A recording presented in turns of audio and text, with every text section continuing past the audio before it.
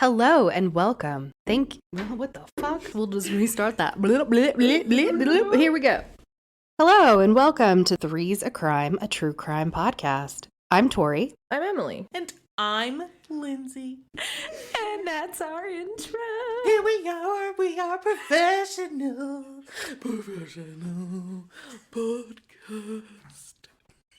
podcasters. We're podcasters, bitches.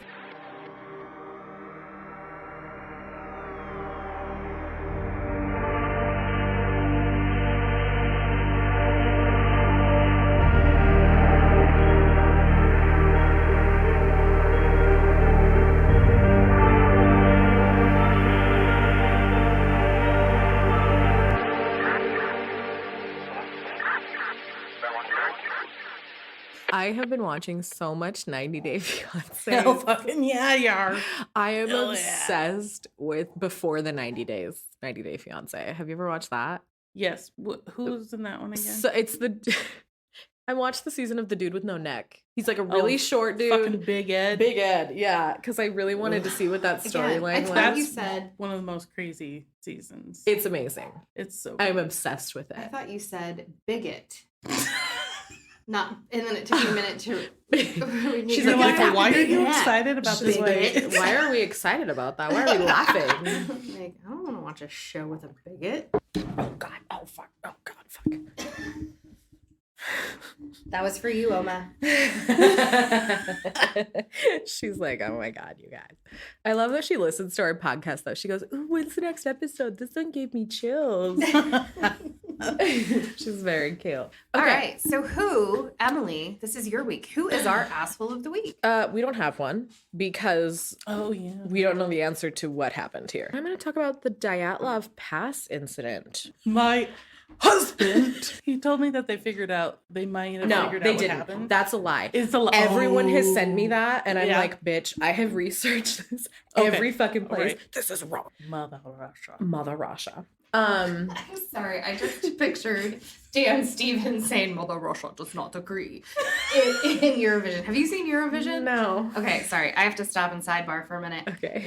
So I lived in England for a year while I was doing my master's, and every year England has this amazing singing contest called Eurovision, and all of Europe and Israel, which I never got a reasonable explanation for, participate. And so No USA. but no, because we're Which not, is we're for not the part best. of Europe. But it's amazing. And so you can find numerous clips of Eurovision performances on YouTube. But last year, Will Ferrell made a movie called Eurovision, the story of Fire Saga, and that he's in with Rachel McAdams. And it is the best movie. It's on truly Netflix. I've is. watched it like 800 times. It'll I make know you the words to all the happy. songs We'll now. have to watch it tonight. It's really funny. It's very, Eurovision. very, very funny. But Dan Stevens, who some people may know as Matthew from Downton Abbey, is in it, and he plays a Russian, the Russian singer, and well, you'll have to watch it to know what that joke was. But that's totally what I heard in my head. Mother Russia. Okay, sorry. Sidebar. No, that's okay. So, this took place in Soviet Russia, January 31st, 1959. There are 9 names that are very Russian that I'm going to do my best to say. Don't come at her. Don't come at me. Yeah. Okay, so January 31st, 1959. 9 experienced hikers set on a ski trip in the Ural Mountains. Ural, I think is how you say that. The first hiker, his name was Igor Diatlov, and Igor was 23. So he was the leader of the group. He, in school, had invented a portable stove that he took along to heat the tent, which is cool. So they, it was literally like a full-on like wood stove that he built that was portable, and it had a little exhaust pipe leading outside. And they would get like a huge tent and they would all sleep in there together with the heater. Body heat. And he was also dating Zenaida Kolmaragro.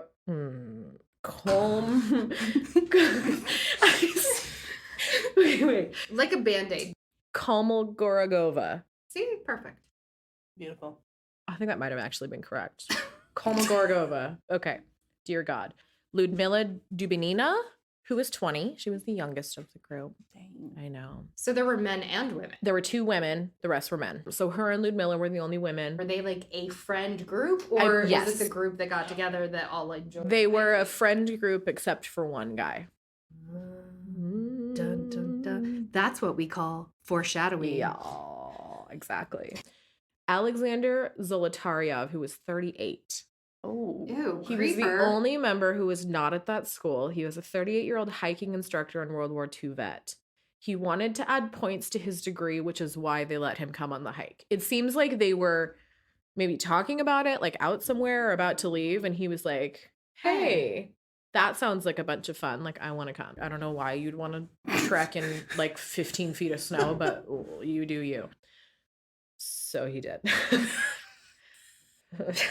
Stranger danger was not important. Although, wait, what's the difference between they were like in their early 20s? He was 38. So He like, would have been, he was a hiking instructor. So he was like 15 or 16 years older, which I'm like, creeper. And then I'm like, wait, how much older than Emily am I?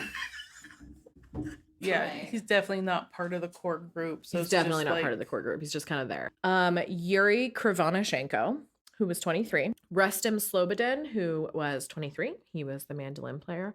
He was known to be like the funny guy of the group. Like he was always like making jokes and singing songs and the entertainment.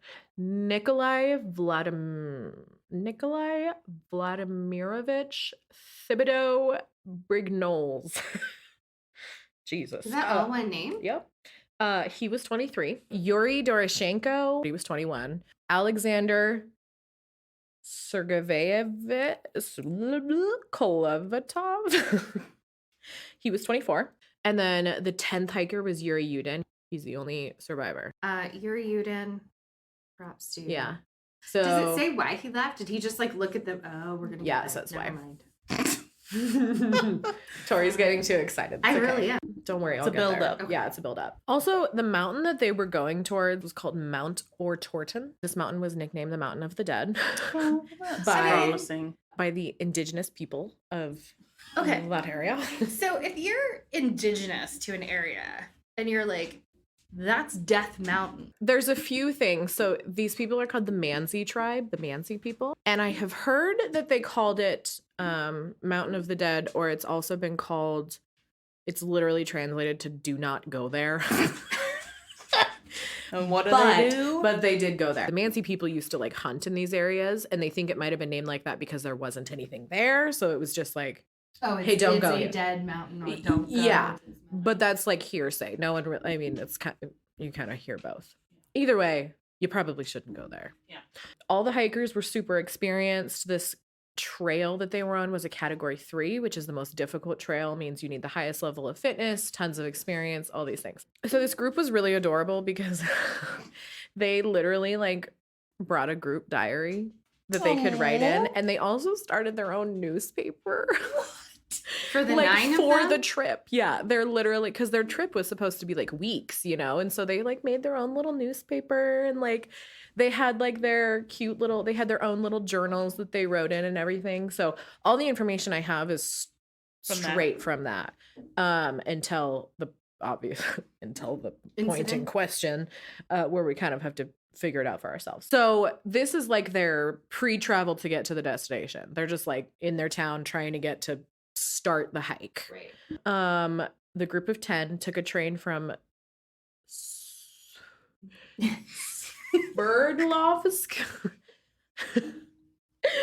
Sverdlovsk to Sarov at about 9 p.m. That was just a normal day, whatever. They were just traveling. They wrote like, oh hey, we saw like people and birds and like whatever. Birds. People and birds. Probably.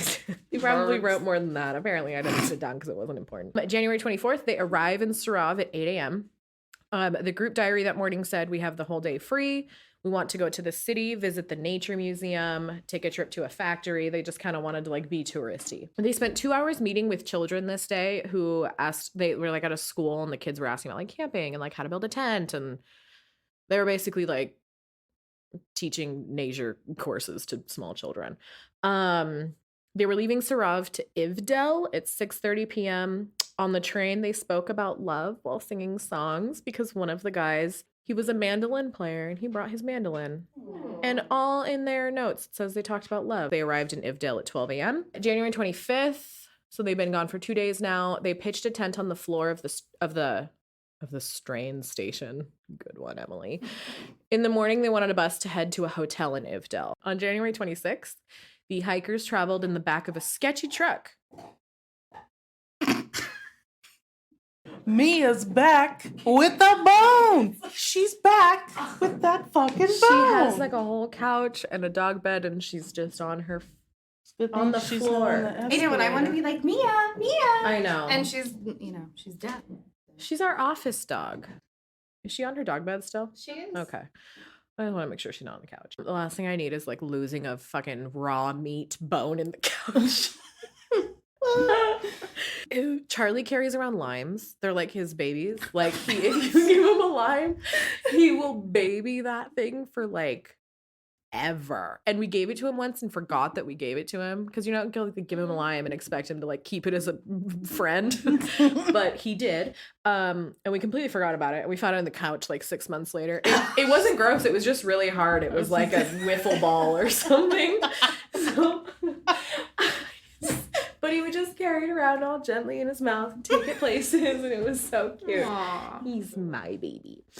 Okay, so on the 26th, they're riding in the back of a truck covered by a tent. It was said to have no brakes or shock absorbers. Oh my God. From Vizshay to the District 41 logging site. This is the last day that they were seen alive. 2 p.m.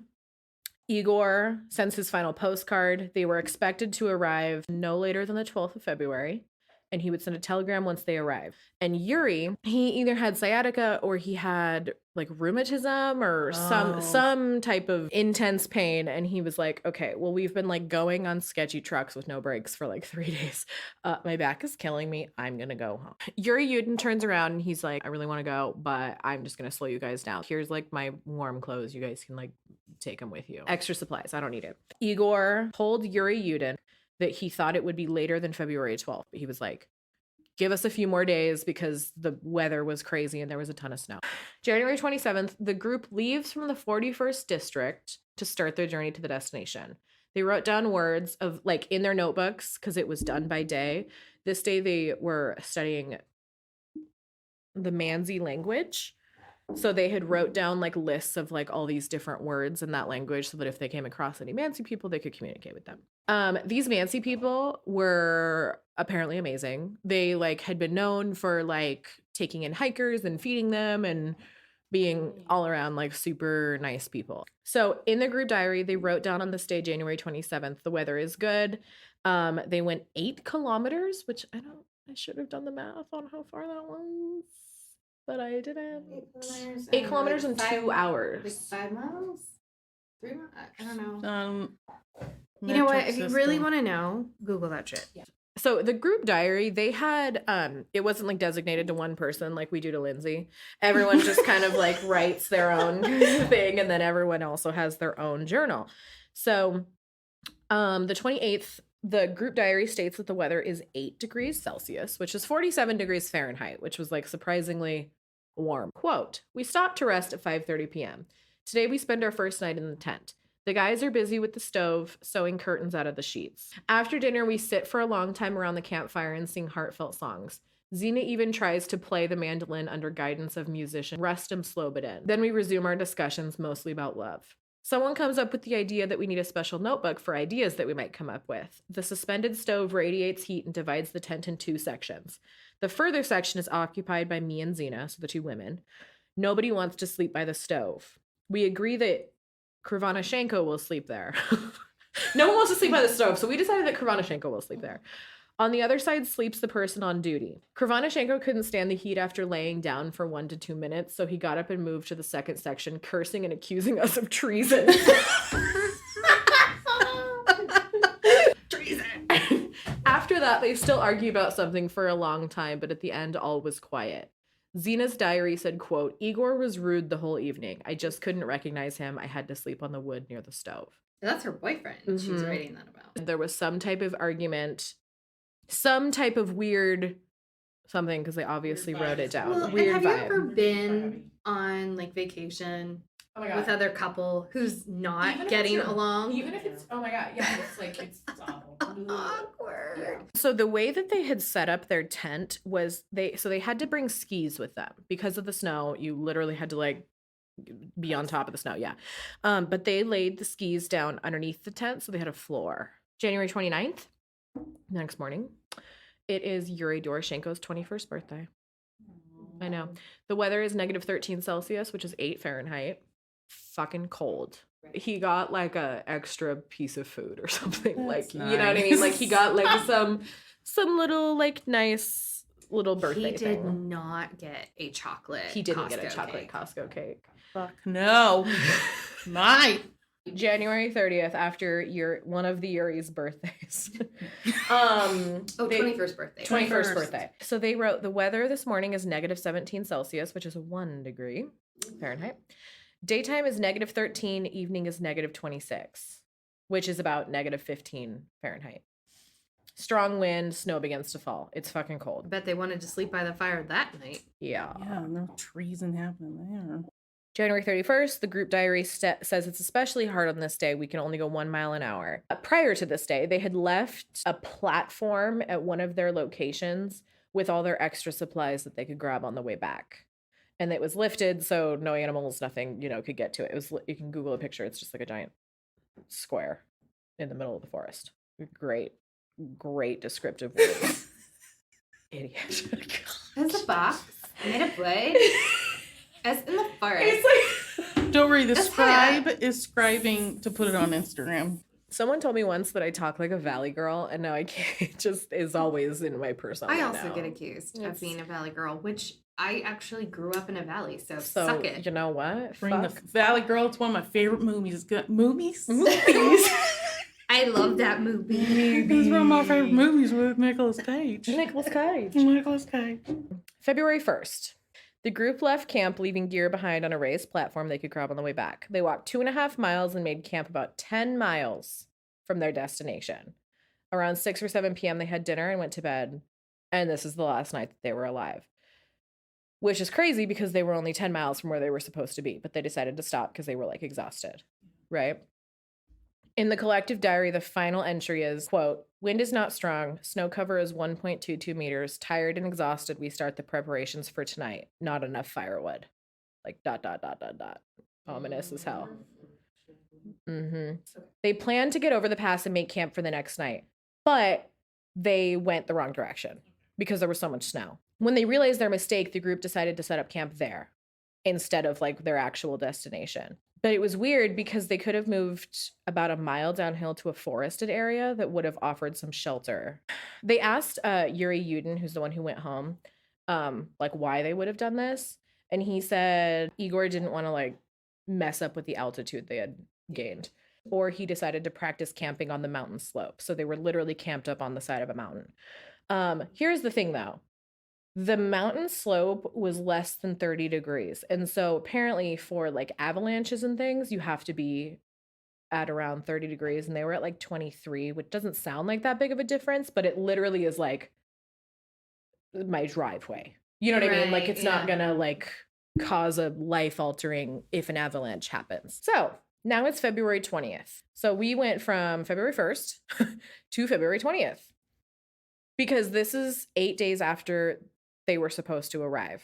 So their family is like, where the fuck are my kids? If I ever embark on something dangerous and stupid like this, which I don't really like being out in the cold, so I don't think I would, but come for me early because most likely I'm somewhere crying in the woods. Yeah. So all the families were like, what the fuck is this? Like, we need to find our kids. And everyone basically was like, they told us to wait. The relatives demanded a rescue operation. The people who went out to rescue them were not police. The college that they went to, they sent rescue groups consisting of volunteer students and teachers. February 20th, they're like, okay, something's wrong. February 26th, they find the tent of the hikers. There's also a picture of this. The tent contained the group's belongings, including shoes, clothing, food, supplies. Do you know what would have concerned me as a police officer at that point, even though the police aren't actually there? Is it like, okay, you might leave supplies in your tent, you might leave some clothing in your tent, but you're not leaving your shoes. You're gonna be shook, okay? Okay, It's alright. fucking wild. That's why I was so excited about this. So, outside the tent were 9 sets of footprints made by people who were wearing only socks, a single shoe, or no shoes at all. Barefoot steps were outside walking, making it appear as though they were walking in a calm and orderly manner. The tent had been ripped from the inside. And on the inside, everything was also really calm. Like, it said that they were eating food, and like the food was like cut, and there were crackers and like water, and it looked like it just Like they just had a meal. yeah, it was normal. There was no anything weird about it. Also, the things they ate were real gross. They had like I didn't write this down, but I'm going to tell you all. It literally is like, today we had a meal of garlic, salt, coffee, and bacon fat. And it was like in the tent, they had a hunk of pork fat that they would just slice and eat for like energy. So gross. I just think it's funny that they talk about garlic and coffee like it's a food. Like, what? We had garlic with your coffee? Is it on something? Where is the garlic? I have a Was question. it in the coffee? Was it raw? Did Was they it make the cooked? coffee from the garlic? Did they get a garlic I have- shaker from Trader Joe's? I- and that's then what it put was. in their coffee. They obviously stopped there before this Yeah, trip. they Get should some have. snacks. So the rescuers follow the footprints, and at the edge of the forest under a large pine tree, they find the remains of a small fire and the bodies of Kervanashenko and Doroshenko. They were wearing only their underwear. The branches on the pine tree above the bodies were broken about 16 feet high, which made it look like someone had climbed it. Upon testing their skin and DNA, there were skin particles like on the tree showing that like they had in fact like climbed the tree. There are over 75 Like, did they theories about fall this out of the story. tree? I know. So one of the theories is like, did they climb the tree to get away from whatever caused them to get out of the tent? Right. Were they trying to like find, like, if it was an animal, would you climb a tree and like hope that they can't see, or I don't know. I have never been in the fucking wilderness before. I So- feel like though if I was running from a person, I might try. I mean, climb a yeah. tree. Yeah. So A la Hunger Games. all our Hunger Games. And I'm going to get into the autopsies and everything. So I'm going through like the initial, what they saw versus what the actual thing is. Between the tree and the camp, the rescuers found Dyatlov, Kolmogorogova, and Slobodan. They were all several hundred meters from each other. The searchers were unable to find the remaining 4 hikers until May 4th when the snow had begun to melt. And the remaining 4 hikers were 82 yards further into the woods from the pine tree. 3 of the 4 found were wearing more clothing than the others, which indicated the remaining hikers took the clothes off the dead to stay warm. And then I wrote, this is where things get weird AF. Okay, well, Kervanashenko and Doroshenko, they were the ones who were found only wearing their underwear. They had been buried in a way that made it look like it was like they died of natural causes. The friends were like, oh, fuck, our friends died, and like tried to bury them. Like respectful. There was no weird anything. These are the autopsy reports. Yuri Doroshenko, one of the ones found under the tree. He was found to have burns on his foot and his right temple. He was wearing different sets of wool socks on both feet. Socks on the left foot were burned. No shoes. Liver mortar spots were located at the back of the neck, torso, and extremities, which was not consistent with the position the body was in when it was found. This means the body was moved sometime after the blood stopped circulating. Liver mortis is I think that's the pooling of your blood. When you, yes, that is. If you die. Oh, it goes all. You to know your- if someone has been moved after death because of the pooling in their blood in like their back. So he died on his back, but when they found him, I believe he was face down. And this is when they kind of tried to like bury him, it seems. In the hair of the deceased, experts found particles of moss and pine needles. Hair is burned on the right side of the head. Ear, nose, and lips are covered with blood. Swollen upper lip with dark red hemorrhage. Right cheek soft tissue covered with gray foam, gray liquid coming from his mouth. Most apparent cause is a pulmonary edema. Ear auricles, are bluish red in color. The right earlobe and tragus has dense patches of brown-red color, probably blood. Inner surface of the right shoulder has 2 abrasions with no bleeding in the tissues, no cuts on the skin. The right armpit has a bruise, brown-red bruises on the forearm, bruises, swelling, small abrasions. The soft tissues of both hands and fingers are especially purple. If Yuri Doroshenko would have survived, he would have required an amputation of all of his toes and fingers. And that would have to happen before you died, right? I believe so. If you look at the picture, it's actually really eerie. I don't know if you want to post them. When they were found, they were in the position that they died in. So like they were like Well, that like looks like a defending yeah. themselves, and like all of them had bruising and things like that on their forearms, and they were literally frozen in place, and it's the creepiest thing I've Yeah. ever seen, because they don't even look like real, they look like mannequins. It's Right. weird. And they like take them back and put them on an autopsy table, and they're still crunched up and like I watched something on Everest, like all the bodies that, like, there's like a trail of bodies that you have to go through as you go up Everest, because people die so many and they people freeze die. and they can't. they use them as markers Yeah. on like how high you've gotten. Yeah. It's insane. Could you even imagine? No. The amount of urine in his body is smaller than what would have been expected in the case of death by hypothermia. So apparently the body was still making efforts to fight the freezing at the time of his death. The foamy gray fluid that was found on the right cheek of the deceased starts the speculations that before death, someone or something was pressing on his chest cavity. The forceful method was common for interrogation by Stalin's secret police and special forces. This could also be a nasty fall from a tree. This aspect was ignored in the final papers that read cause of death, hypothermia.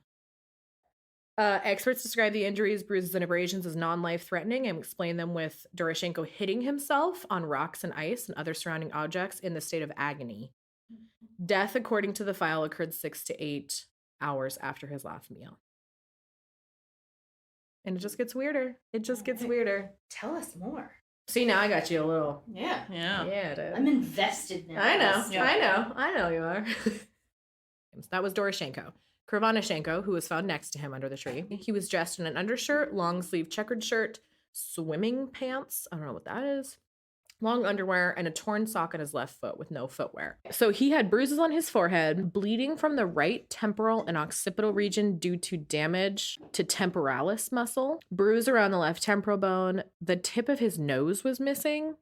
No traces of blood, meaning it was bitten, most probably by animals post-mortem. He was found face up. He had frostbitten ears. Portion of his epidermis, which is his skin, from the right hand is found in his mouth. So he had bitten part of his hand off, and it was in his mouth. Told you it gets weird. The back of his right hand is swollen. His fingers are a brownish purple. Tips of the fingers on the right hand are a dark brown color, minor skin abrasions on the soft tissue. Palm of the right hand is a bluish red color. Can you fucking not do that? Your face while you just like you're in so much trouble. Okay. Back to his autopsy report.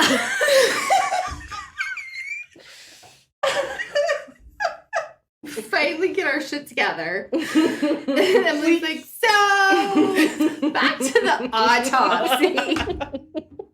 Back to death. Back to death. Back to death. It's never a mannequin. It's Never a man. it's never a mannequin. Oh, I can't stop snorting. You wonder why I'm single. I mean, so basically, I'm sorry, I'm done. Mute me. Mute me. bloop, bloop, bloop, bloop, bloop. Here we go. Okay. He had dark red abrasions on his left wrist, pink and brown red bruise on his left buttock, 3 linear skin lesions with straight edges, sharp corners. He was just covered in bruises and cuts, okay? You know, okay, so I'm just thinking ahead because obviously I haven't heard the story. Okay, so did he fall? Was he beat up? Was he running for his life through the woods? Because You some know, of the 'cause, like, bruises and that- cuts would be normal from just like Yeah. just hiking and being in the fucking wilderness. Yeah. situation. This seemed excessive. Yeah. And it gets so much weirder. Violent. It gets so much weirder after these two, and these two are still pretty weird. The amount of urine in his bladder, that has something to do with hypothermia. I would think that maybe kidney function is one of the last to Mhm. cease or something. It says his cause of death was hypothermia. So both of these men, it says the cause of death is hypothermia. The skin between his teeth that was torn from his hand would suggest that Kervanashenko tried to stay on the cedar tree as long as he could and tried to awaken his irresponsive hands by biting himself, or he was trying to stifle a cry.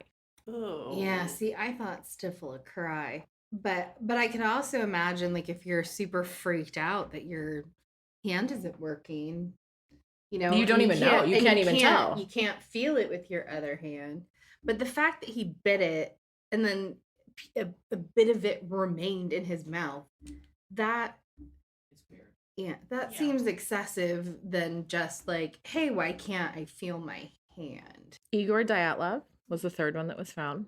He was found 300 meters from the cedar tree, face up, head towards the tent. Above the snow were visible only his hands clenched into fists. His jacket was unbuttoned, and that is unusual for someone who's freezing to death. So Igor had minor abrasions on his forehead, upper eyelids, left eyebrow, left cheek. With the amount of blood that these people had on their faces, like that wouldn't be caused by hypothermia. Well, I feel like a lot of them are defensive.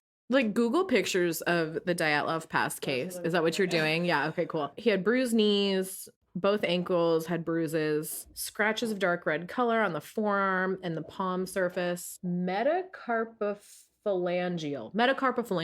Wow. This is a common injury in hand-to-hand fights. So he punched something or someone. To get a better idea of the injury. What? Who are those two? Oh, stop looking right now. You both stop looking. It's my story. You can't see. Don't worry. I found just like pictures of all of them with normal faces. Yeah, because I want to. Tori just saw the guy with missing eyes. That was not Still normal. not the worst one. Oh my god.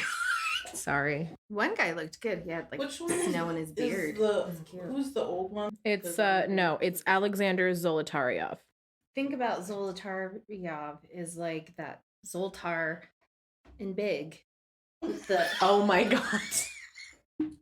right machine, and it's got that thing. And there is one of those. It's not Zoltar, but it's very similar. There is one of those at Pike Place Market that took my 50 cents and gave me nothing. So you got no fortune. No fortune. I got no fortune. You know, did you guys ever watch Scrubs? Of course. Oh yeah, Dr. Cox. That's what I was trying to think of. Me too. I Yeah. kept looking at him. I was like, "This motherfucker." Oh my god. It's his really long head. It's his. Like he's got a long face, but yeah. Why the long face?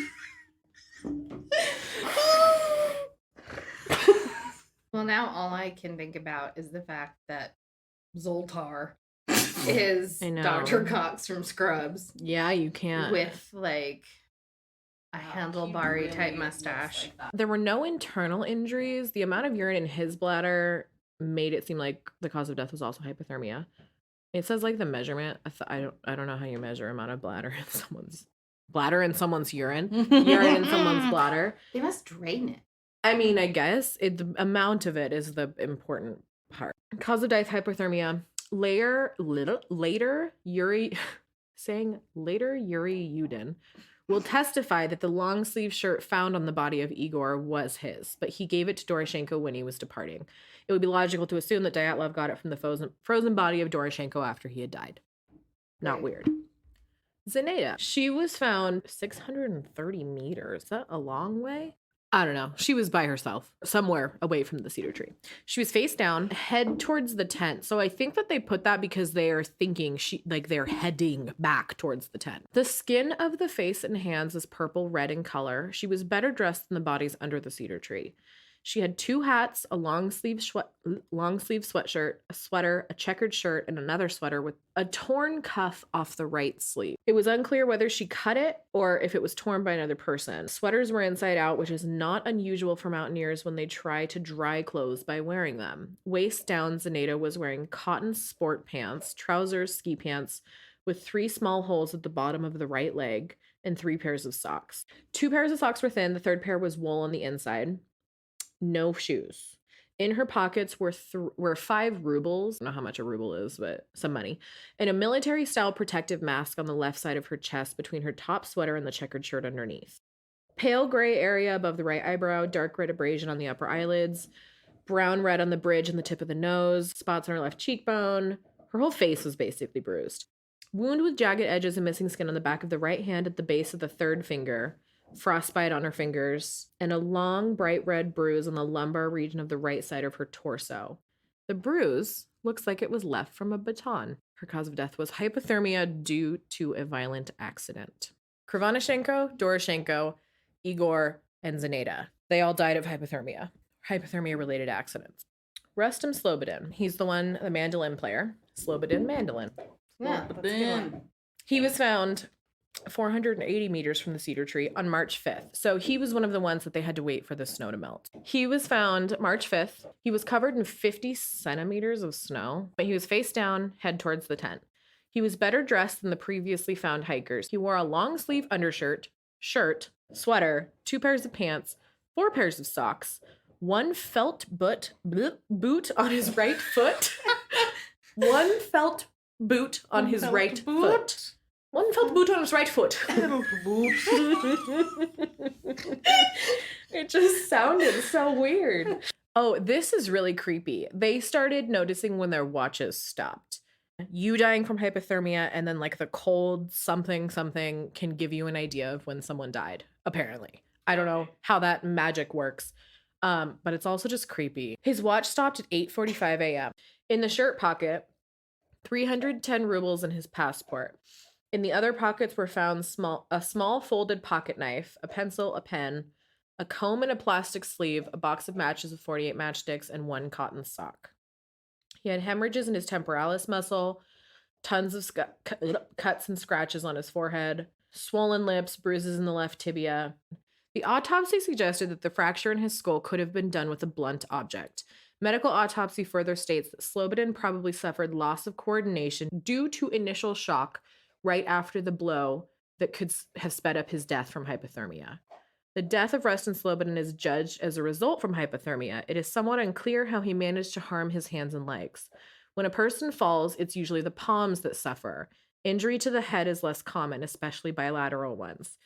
It's also unusual to harm the face and sides of the skull while the back of the head has 0 damage. In the case of Slobodan's body, we see the opposite. His injury pattern is a reverse of what we'd usually see in injuries suffered by a freezing man in the last minutes of his life. It looks as if he fell repeatedly on his face as he was walking down the mountain, and every time he fell, he managed to hit the sides of his head. That is unusual for a man who was probably in better physical shape than anyone else in the group. A Mansi native with his dog noticed some cut branches, and then 50 meters from the cedar, they found black cotton sweatpants. The right leg had been cut off with a knife.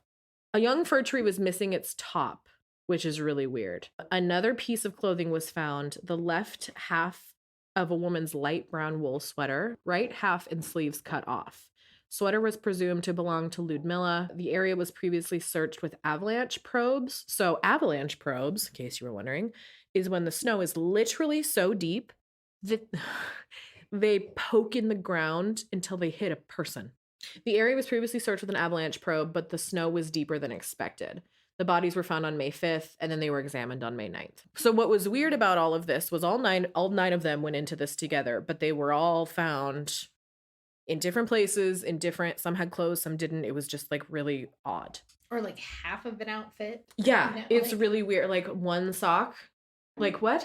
A few people in this group had literally made a den in the snow. The Dyatlov Pass den is one of the key issues in this whole thing. On the one hand, it clearly shows that members of the party were sane enough to do anything in their power to survive.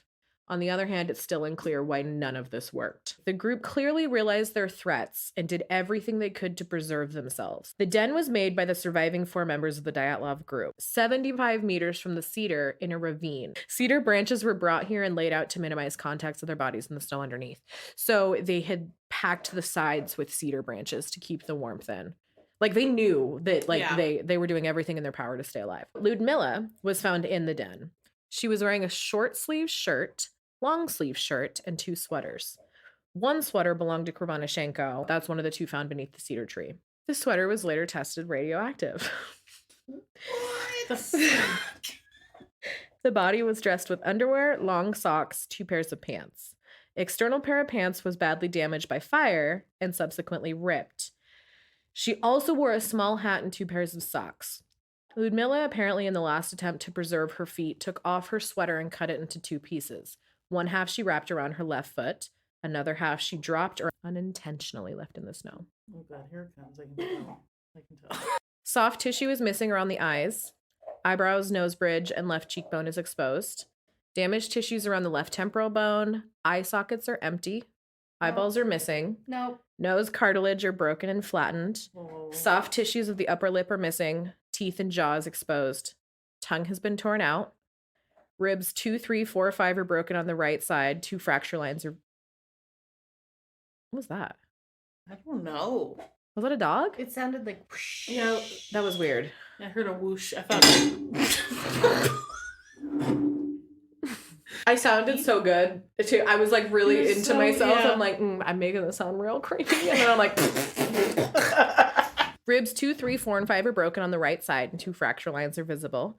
Ribs 2, 3, 4, 5, 6, and 7 are broken on the left side. Massive hemorrhage in the heart's right atrium, and a giant bruise in the middle of the left thigh. Dubinina was laying on a kind of natural ledge. Her mouth was open. This is where I've heard differing things. There are claims that her tongue was ripped out. The medical records say that her tongue is missing, but it says the medical examiner describes missing hypoglossal muscle, which I actually did Google, which is literally like the muscle that connects your tongue to it. It was ripped out. Like it was not like cut, it was like torn way in the back. As well as the muscles on the floor of her mouth are missing.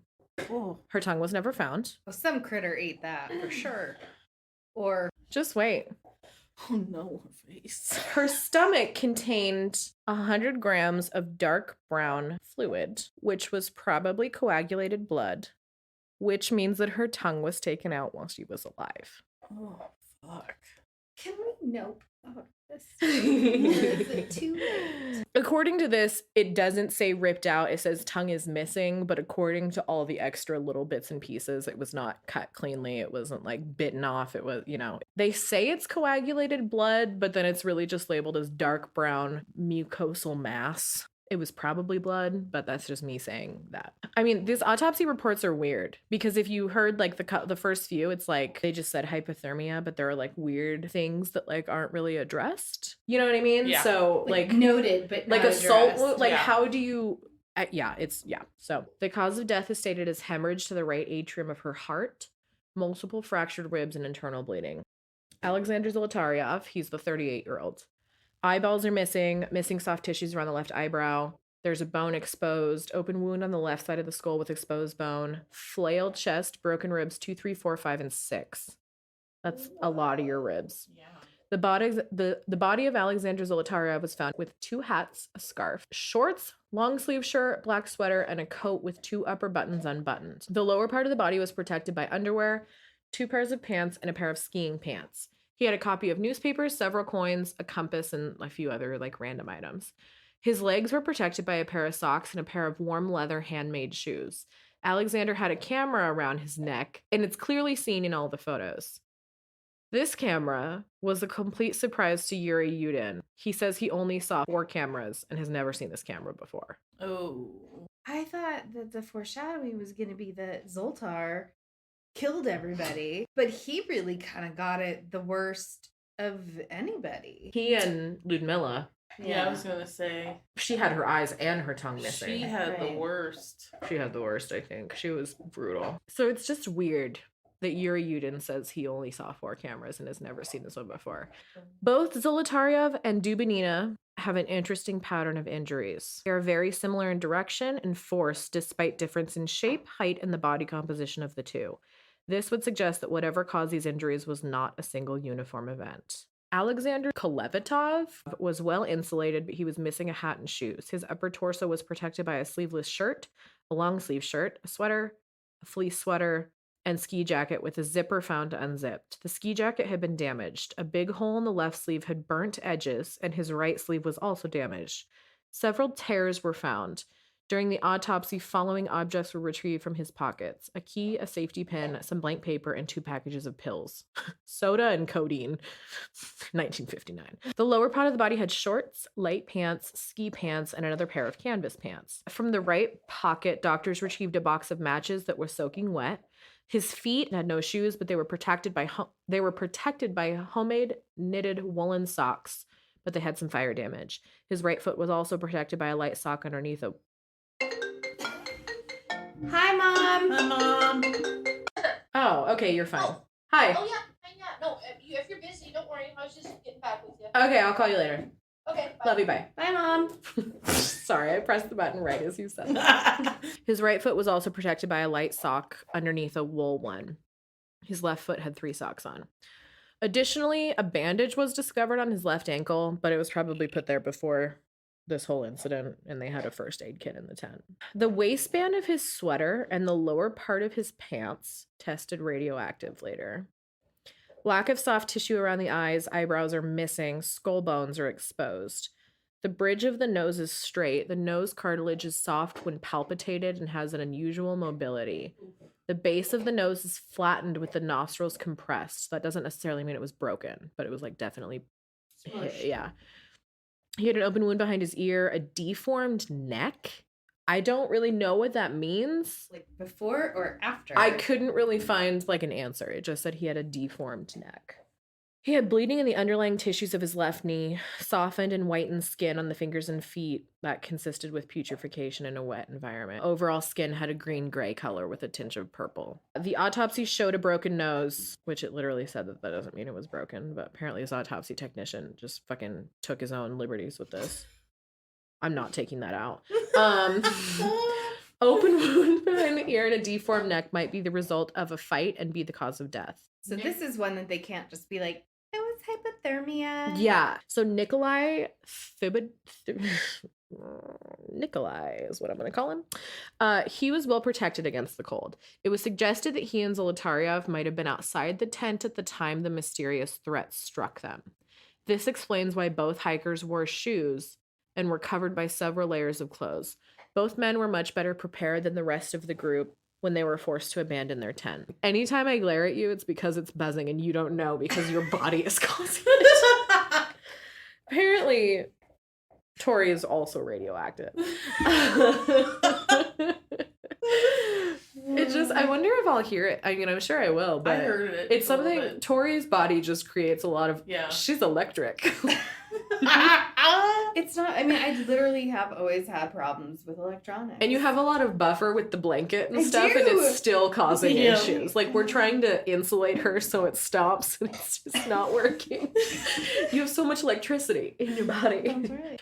Nikolai wore a canvas fur hat and homemade knitted woolen hat. The upper body was protected from the cold by a shirt, a wool sweater, worn inside out, and a fur jacket with sheepskin. Wool gloves were found on the right pocket along with 3 coins, a comb, and several pieces of paper. The lower part of the body was protected by underwear, sweatpants, cotton pants, and ski pants. On his feet, he wore hand-knitted woolen socks and a pair of felt boots. He wore 2 watches on his left arm. One stopped at 8:14 and the other at 8:39. What the fuck? Ew. Multiple fractures to his temporal bone with extensions to the frontal and sphenoid bones, bruise on the upper lip, and then a hemorrhage on the lower forearm. I mean, it's whatever. Don't fucking tell me that you can hear this in the background, because I fucking know, okay? This is my life, okay? No one come at me and tell me I need school or something to figure this out. Fuck you. Okay. He had a hemorrhage on his lower forearm. The bodies had no external wounds associated with bone fractures, as if they had been subjected to a high level of pressure. Well, I thought I was having kind of a theory forming. Whoa! Tori! Everyone's gonna know that you're fucking radioactive now. Everyone's gonna know you're an alien. Is it weird that that happened after I said I was thinking? Yeah. He's like, oh no, she was thinking. Like, if something had happened with that portable fire, maybe it fell over, that's how things started to burn, and that they would have maybe cut the tent to try to get out of it. Then there should have been indication with the tent of there being fire damage. What do you think? Aliens. That is one of the theories. So, Truly? yeah. I kind of feel a little weird vibe. It's a little weird. And it's the radioactive radioactive shit bit. that, like... But this is in... Soviet Russia during the Cold War. For fuck's sake. That is not our transition music. Hi. Hi, you're there. There you are. Hi.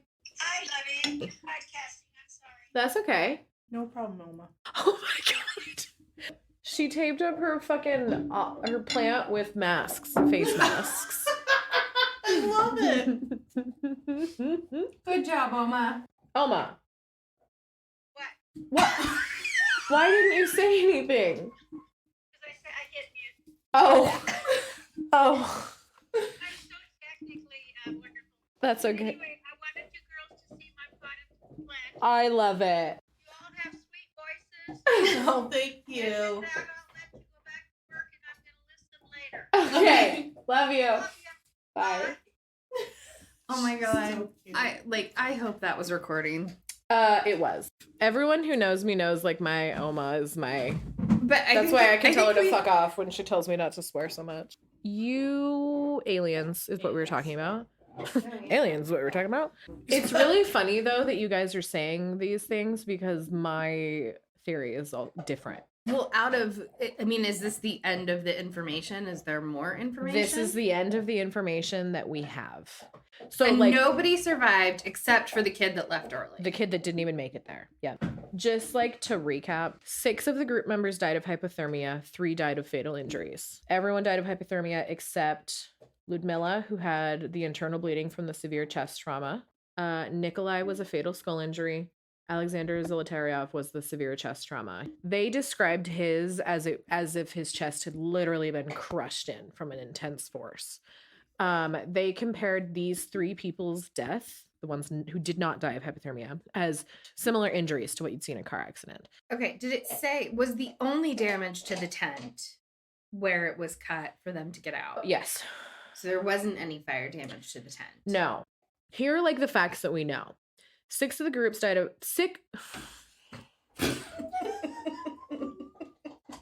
Six of the group members died of hypothermia, 3 of fatal injuries. There were no indications of other people nearby, apart from the 9 travelers. The tent had been ripped open from the inside. The victims had died 6 to 8 hours after their last meal. Traces from the camp showed that all the group members left the campsite of their own accord on foot.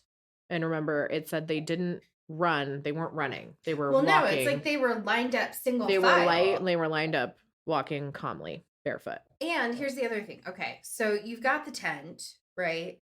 And now, for whatever reason, they've had to cut their way out of the tent. They're now out of the tent. They found the shoes. Like, what? They had to have been in some kind of a rush that they didn't, like, dig in the tent to get their shoes out and put their shoes on. Yeah, it's real weird. So that's the end of part 1 of Dyatlov Pass. So you'll have to be back for part 2 where we're going to talk about all the creepy conspiracies and government cover-ups and all the things. So be sure to check that out. And also let us know what you think happened. You can email us at threesacrime@gmail.com, or you can find us on Instagram at threesacrime. We'll also have all the crime scene photos up on there.